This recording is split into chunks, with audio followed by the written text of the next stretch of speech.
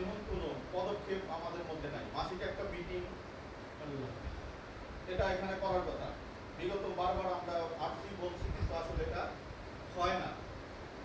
আচ্ছা, তারপরে মাসিক ডিনার মিটিং, সেখানেও আমরা যেতে পারি না। এখান থেকে দেখা যায় ওই দুই একজন আমরা যেতে পারি।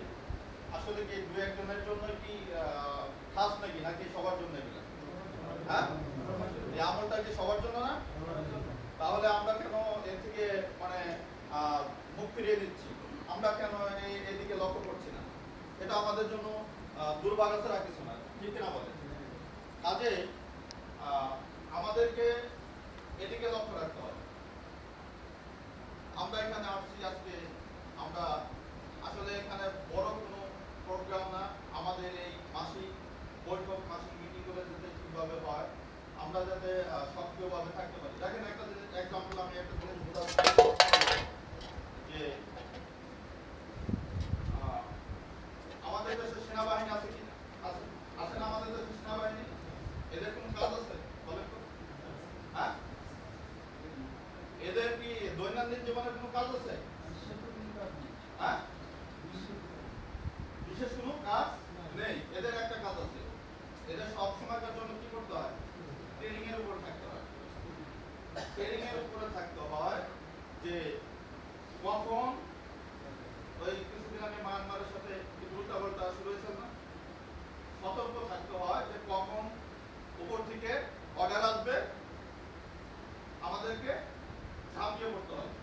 এই জন্য তাদেরকে সর্বসময় তাদেরকে ট্রেনিং এর উপরে থাকতে হয় যে আমাদেরকে ডাক দিলে যাতে আমরা উপস্থিত থাকতে পারি। দেখেন এই যে স্কুলে মাঝে মাঝে আপনার কি হয়, স্পোর্টস হয়, এখানে একটা খেলা আছে, সেটা হচ্ছে হলো বাচ্চাদেরকে এক পাশে পোশাক রাখে আর এক পাশে খালি গায়ে রাখে, জুতা, ব্যাগ, জামা, প্যান্ট সবকিছু দিয়ে এখান থেকে দৌড় দিয়ে যা সেটা ওইখানে যে আগে ওইগুলো পড়তে পারবে, পড়ে এখানে উপস্থিত হতে হবে, সে কি ফার্স্ট। কারণ কি বুঝতে পারেন? কারণ হচ্ছে হলো ঠিক এই ট্রেনিংটাও কিন্তু সেনাবাহিনীর মধ্যে আছে যে এই কে কার আগে বুট করবে, জামা গায়ে দিবে, তার আর্মস নেবে, মানে এই ধরনের তাদের মধ্যে এই ট্রেনিংটাও আছে। ঠিক তদ্রূপ দেখেন আমাদের আসলে দৈনন্দিন জীবনে আমাদের কোনো কাজ নাই, কিন্তু আমাদের কাজ আছে। যখন বাতের আমাদেরকে ইসলাম এবং মুসলমান মিটিয়ে দেওয়ার চেষ্টা করে, বিভিন্ন সময় বিভিন্ন কথা বলে, বিভিন্ন সময় বিভিন্ন মাথাচাড়া দিয়ে ওঠে, তখন কি আমরা বসে থাকবো নাকি? হ্যাঁ, আমরা তখন বসে থাকবো? তখন ডাক দেওয়া মাত্রই আমাদের কি করতে হবে? দৌড় দিতে হবে। তাই দৌড়ের জন্য কি সংগঠন, দৌড়ের জন্য কি সবসময়ের জন্য সংগঠনের সাথে মিশে থাকলে আমরা বলা মাত্রই যাতে জানতে পারি এবং যেতে পারি নাকি? আমার কথার সাধারণ হচ্ছে এটা যে আমরা যারা আছি আমরা সবসময়ের জন্য যোগাযোগ রাখবো এবং সবসময়ের জন্য আমরা কি করবো? প্রস্তুতি থাকবো। এবং এর জন্য মাসিক একটা বৈঠক বা মিটিং আমাদেরকে করতে হয় যে উপর থেকে কি অর্ডার আসছে, এইটা ইন্ডিয়ান আমাদেরকে কি বলছে, আমরা এইভাবে কাজ করি। যেমন দেখেন বিগত 2-3 দিন আগে মধুখালীতে একটা ঘটনা ঘটে। একটা মন্দিরকে কেন্দ্র করে দুজন শ্রমিক ছিল, মুসলমান শ্রমিক, ওইখানে কাজ করে। কে বা কাহারা মন্দিরে আগুন দিছে, পরিকল্পিতভাবে ওই দুই মুসলিম ছেলেকে যেমন পিটাইতে ওইখানে মেরে ফেলছে। দুইজন হিন্দু ছেলে, 2 থেকে 3 জন হিন্দু ছেলে 2 জন মুসলমান ছেলেকে ওইখানে পিটাইতে ওইখানে মেরে ফেলছে। আজকে 92% মুসলমানের দেশে একজন মুসলিম ছেলেকে পিটায় মেরে ফেলতেছে, অথচ এখানে আমাদের কিছুই করণীয় নেই। আসলে এটা অত্যন্ত দুঃখজনক ব্যাপার। আমরা যে হিন্দুদের বিপক্ষে তা না, তাদের ধর্ম তারা পালন করবে, আমাদের ধর্ম আমরা পালন করব। যদি ওই ছেলে দুটো অপরাধ করে থাকে, যদি আগুন দিয়ে থাকে, তাদেরকে আইনের আওতায় এনে তাদেরকে শাস্তি দেওয়া হবে। কিন্তু তাদেরকে এইভাবে মেরে ফেলাটা এটা কি অত্যন্ত নগণ্য একটি কাজ না? আসলে এটা কেন হচ্ছে? আজকে আমাদের 92% মুসলমানের দেশে আমরা হাতে গোনা কিছু মুসলমান আছে, আর বাকিগুলি কি বিভিন্ন দলের সাথে বিভক্ত। আজকে দল যেদিকে দিচ্ছে আমাদেরকে, আমরা সেই দিকে যাচ্ছি। আমি যে একজন মুসলমান, আমি যে মুসলমানের ঘরে জন্ম নিয়েছি, আমি যে একজন মুসলিম, আমাদেরকে সেদিকে কোনো লক্ষ্যই নেই। আজকে আমাদেরকে এভাবে গুন্ডির মধ্যে রেখেছে, আমাদেরকে হাত পা বেঁধে ফেলেছে কোনো না কোনো একটি মহল। হ্যাঁ, আমরা ইচ্ছা মতো কিছু করতে পারছি না। কাজেই আমি সবাইকে উদাত্ত আহ্বান জানাবো, আমাদের সভাপতি সভাপতি এবং আমাদের দায়িত্বশীল আছে, আপনাদের মাঝে কিছু কথা বলবে। তো আমি সবার কাছে উদাত্ত আহ্বান জানাচ্ছি যে আসলে আমরা অন্যায় করব না, অন্যায়কে প্রশ্রয় দেব না, ঠিক কিনা বলেন? অন্যায় করবো না, অন্যায়কে আমরা প্রশ্রয় দেব না। ইসলামের জন্য আমরা সবসময়কার জন্য কি থাকবো? সতর্ক অবস্থায় থাকবো ইনশাআল্লাহ। তো আমি সবার প্রতি উদাত্ত আহ্বান জানাচ্ছি যে আগামী দিন থেকে এখানে দায়িত্বশীল যারা আছেন, আপনারা এই ওয়ার্ডে দায়িত্বশীল, আগামী মাস থেকে এখানে যাতে রেগুলার মাসিক মিটিংটা হয় বা ইউনিয়ন বা থানার সাথে জেলার সাথে আমরা যোগাযোগ রাখতে পারি, এই আশা ব্যক্ত রেখে আমি আমার সম্পর্কে কথা শেষ করছি। এ পর্যায়ে আমাদের সামনে সংক্ষিপ্ত কিছু কথা বলবেন আমাদের যিনি সংগঠনের সম্মানিত সভাপতি সাহেব, ওনাকে কিছু কথা বলার জন্য অনুরোধ করছি।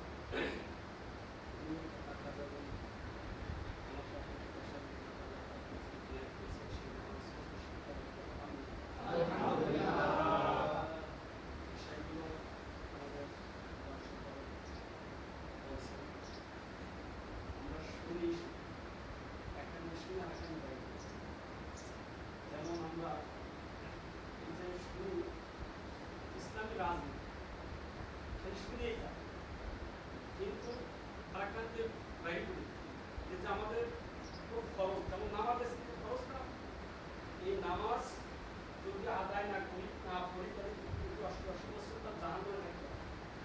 অনুরূপ এই দিনকে প্রস্তুত করার জন্য যদি আপনি স্বীকার না করেন, আপনি যদি দিন কায়েম করার জন্য যদি আপনি যদি না থাকেন, তাহলে কি আমাদের ময়দানে আপনার ওইভাবেই আপনার জবাব দিবে। আর এই দিন যদি আপনার থেকে এইভাবে যদি মিটিয়ে যায়, যদি ক্ষতিগ্রস্ত হয়ে যায়, ধ্বংস হয়ে যায়, তাহলে এর থেকেও আমাদের থেকেও বেশি আপনাদের ক্ষতিগ্রস্ত। কারণ আজকে যদি দিনটা যদি আজকে দিন কায়েম হয়ে যেত, ইসলামী হুকুমত যদি কায়েম হয়ে যেত, তাহলে সংসার থেকে যদি আজকে যেই কথা বলতো যে নামাজ না পড়লে পরা তার এই শাস্তি হবে, আর এই পর্দা না করলে তার এই শাস্তি হবে, একটা নারী আর একটা মুসলমান সে বেনামাজি থাকতো না, এবং একটা মহিলা সে বেপর্দা থাকতো না। কারণ দিন যদি কায়েম হয়ে যায়, যদি ধরুন ইসলামী রাষ্ট্র কায়েম হয়ে যায়, আমার আপনার কি উপকার হবে? দেখেন যে আফগানিস্তানটা সারা পৃথিবীর ভিতর এবং সৌদি আরবও ধর্মীয় শাসন ছিল না, কোরআনের শাসন ছিল না। আর সে আফগানিস্তান কোরআনের শাসন ছিল। সারা বিশ্বের যারা অমুসলিম কালচারকে প্রচার করার জন্য তারা আপ্রাণ চেষ্টা করতেছে, তারা চিন্তা করলো যে আফগানিস্তান যদি এই ধর্মীয় শাসন, এই ধর্মীয় নীতি যদি কোরআনের শাসন যদি তারা প্রতিষ্ঠিত করে, যেইভাবে তারা আদর্শ শিক্ষা দিতেছে, যেইভাবে তারা মানুষকে সুন্দর পথে দিতেছে, যদি এইভাবে তাদের প্রচারটা বেড়ে যায়, সারা বিশ্ব ছড়িয়ে যায়, তাহলে আমাদের অস্তিত্ব থাকবে। আমাদের কি অস্তিত্ব থাকবে? তারা চিন্তা করলো যে আফগানিস্তানকে যদি আমরা ভেঙে দিতে পারি,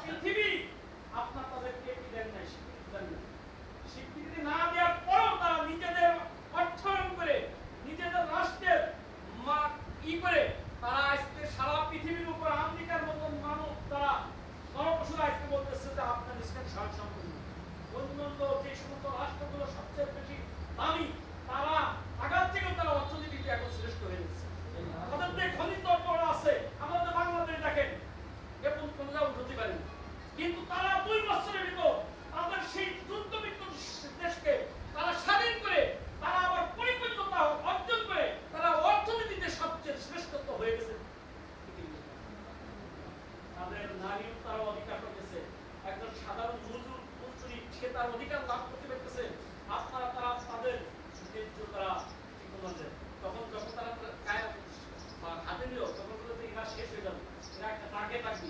তখন কি হলো, তারা নিজেরাই দুর্নীতিমুক্ত রাষ্ট্র তৈরি করে প্রত্যেকের হক আদায় করে দিয়ে তারা আজকে তাদের রিমিটেন্স এবং তাদের অর্থনীতি এখন পৃথিবীর বিকাশ এখন শ্রেষ্ঠ পর্যায়ে চলে গেছে। আর ইসলামী রাষ্ট্রনীতি কি হয়, আজকে আমাদের যা আমাদের ধান ধরানোর টাকা, ধান ধরানোর পয়সা, যা যেই টাকাগুলো আপনি ট্যাক্স দিতেছেন, যেই টাকাগুলো আপনি জমি রেজিস্ট্রি দেখতেছেন, আপনার টাকাগুলো নিয়ে দেখতেছে, নিয়ে তারা এসিতে থাকতেছে আর দুর্নীতি করে সারা পৃথিবীর অন্য রাষ্ট্রে নিয়ে তারা কিন্তু তাদের বাড়ি ঘর এই ভূমির মধ্যে যে ভূমির মধ্যে ছিল আপনারা জানেন কত কোটি টাকা সে দুর্নীতি করেছেন। আর দুর্নীতি সে আমেরিকার মতো তিনটা বাড়িটা কত কোটি কোটি টাকা বিলিয়ন আপনার এই জমি বিক্রি করে নিয়েছিল। ওই টাকা যদি আমার আপনার ভিতরে বন্ড করে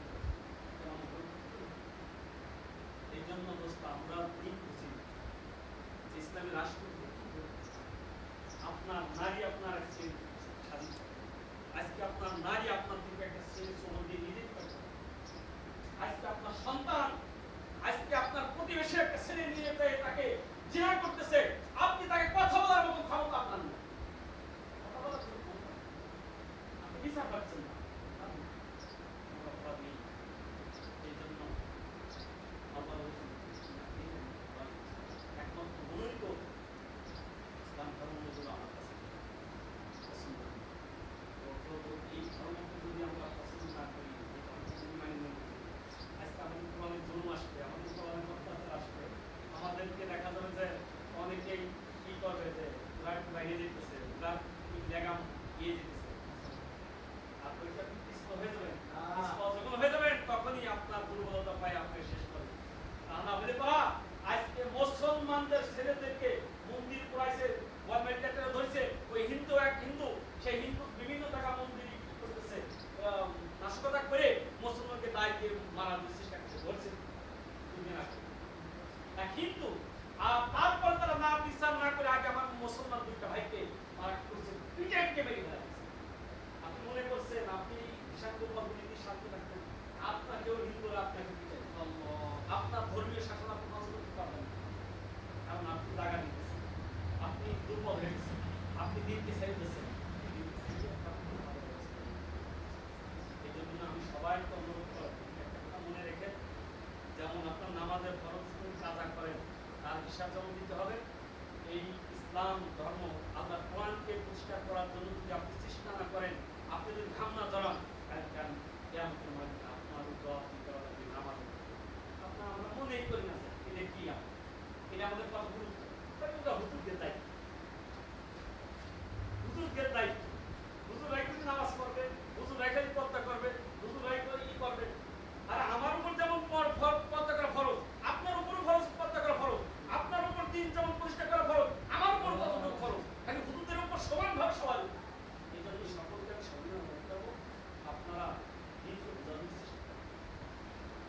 সাহাবায়ে কেরাম দেখেন এই মক্কা 10 বছর মক্কায় রাসূলুল্লাহ থাকছে, মক্কা থেকে একটু করলেন না, 13 বছর মদিনায় যে করলেন, সংগ্রাম করে রাসূলুল্লাহ রাষ্ট্রের প্রধানমন্ত্রী হয়েছে। আমরা বুঝি ইসলাম কি কোন রাষ্ট্রপতি ছিল নাকি, রাষ্ট্রপতি রাষ্ট্রের প্রধানমন্ত্রী ছিলেন, রাষ্ট্রের প্রধানমন্ত্রী ছিলেন। রাষ্ট্রের প্রধানমন্ত্রী হওয়ার পর কি রাসূলকে মারিছে, তৈবে রক্তাক্ত করেছে, রাসূলকে তাকওয়া ভেঙেছে, তারপর তারা কি করছেন, কাফেররা যখন রাষ্ট্রের প্রধানমন্ত্রী হয়ে গেলেন তখন সে মুহাম্মদের তো আমরা বাইরে শেষ করে দিয়েছি, ইসলাম চিন্তা করেন কেমন বাইরে তো আমরা শেষ করে দিয়েছি, এখন তো মোহাম্মদ সাহেব সে তো রাষ্ট্রের প্রধানমন্ত্রী, ঘর ছেড়ে তারা বাদ কি বক্সা পেশা নিয়ে ওই পাহাড়ি গুহায় গিয়ে ওই বুড়ি তার সন্তানকে খাদ্য দেওয়ার জন্য দেখা, বুড়িমাকে বলতে, বুড়িমা আপনি কোথায় যান, আমার ছেলেরা মোহাম্মদ নাকি কি হয়েছে, রাষ্ট্রের প্রধানমন্ত্রী এসেছে, তার ভয় যে পাহাড়ি গুহায় যাওয়া সম্পূর্ণ রাসূল করিম সাল্লাল্লাহু আলাইহি ওয়াসাল্লাম, বুড়িমা আপনি কি মোহাম্মদ দেখছেন, চেনেন, আপনার কাঠ থেকে আমার মাথায় বুড়িটা হাত থেকে কান্দে দিয়ে ওই ঘর ভিতর থেকে সন্তান বলছে, মা দাঁত জন্য